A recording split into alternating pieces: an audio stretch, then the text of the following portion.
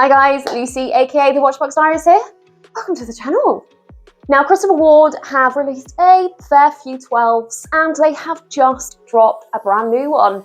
But if you were expecting a new colourway or even a new material, then you would be mistaken. They've basically put the 12 on a very lean diet, giving us something much slimmer and much sleeker. So here's everything you need to know. This is a much more pared back version of their classic, I would even say iconic version. It has been named the 660 due to its height. So it comes in at just 6.60 millimeters, which is incredible.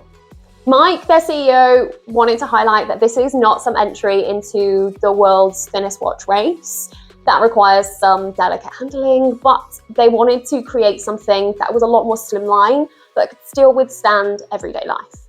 This really has just stripped back all of those extras, so you've got no date, no secondhand, no textured dial pattern or super vibrant colorways, just a super simple minimalist design.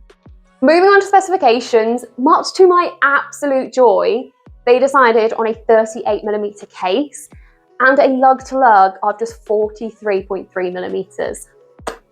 Chef's kiss.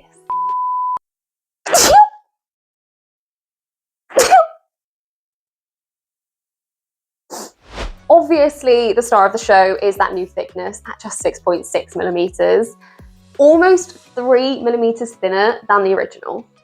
Now, they've not just downsized the case itself, they have redesigned everything, including the bracelet. The links come in at just 2.9 millimeters and the clasp is just 4.3 millimeters. Now, the clasp is something I personally struggle with, being a smaller wristed person. So these sizings make me very excited. Movement-wise, they decided to use the manual wind Sleater SW210-1. It's a 42-hour power reserve, but the main reason, I guess, for them using that movement is because it's just 3.35 millimeters in thickness. While it's not the most exciting movement, they have made adjustments to it to make it a little bit more interesting visually. So they have skeletonized the case back, they've added a custom train bridge, and they finished it off with some polished and brushed chamfers. Dial-wise, gone are the textured dials, gone are the bright colorways and ombre dials. They have kept them super simple in terms of options. The dials have a very subtle grained texture, so you have a little bit of interest, but nothing that's going to distract. Colorways, again, have been kept super simple. You've got a black, white, blue, and green. So the 660 comes with 30 meters of water resistance, which is perfectly fine for everyday life. On a personal level, I prefer a little bit more. However, it is being released as more of a dress watch. So yeah, 30 meters is pretty standard.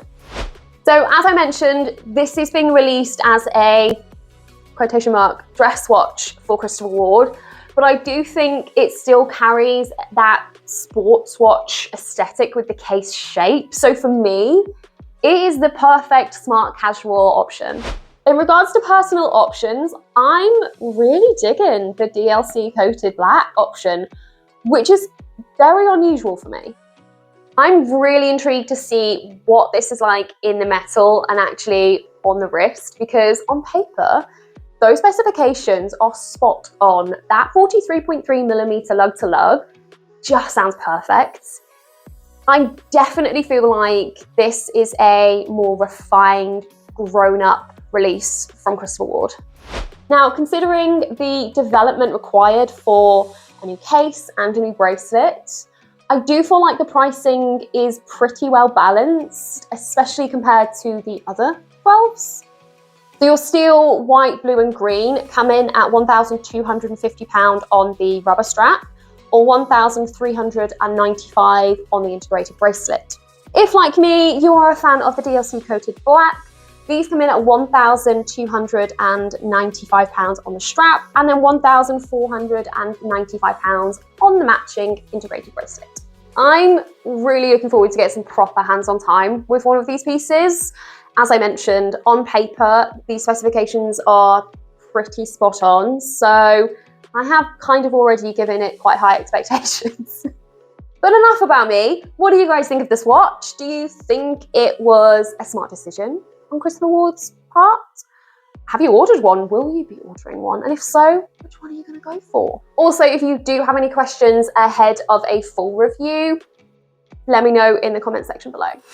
As always, if you have enjoyed my horologic ramblings, you gotta do the YouTube things.